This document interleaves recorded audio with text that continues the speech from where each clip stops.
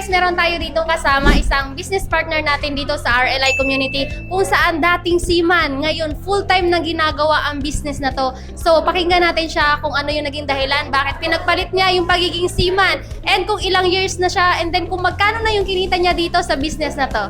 Yan, so hi everyone, no. So shout out dito sa sa vlog ni Ate Rhea, no. So I'm Tony, dati naman akong seaman, third engineer ng barko, and para sa akin, bilang isang seaman, malaki naman yung income natin sa barko, pero ang inahabol ko dito is yung tinatawag na time freedom.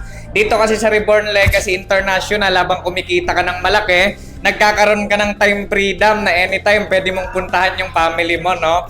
And dito, almost 2 million na yung kinita ko dito.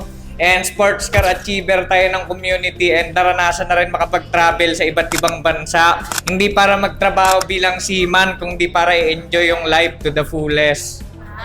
Kasi di ba mapapaisip na lang kayo sa laki ng kita ng seaman, pinagpalit niya ito dahil nga sa time freedom na nabibigay na ito. And then, yung sahod na nakukuha niya sa pagiging seaman is nakukuha niya dito sa business na to at mas malaki pa. So ayun, sa mga nakakapanood nito, kung gusto niyo malaman ang business na to, i-message niyo lamang po kami at i-guide namin kayo. So sir, maraming salamat po sa pag-share ng iyong experience dito sa RLI community.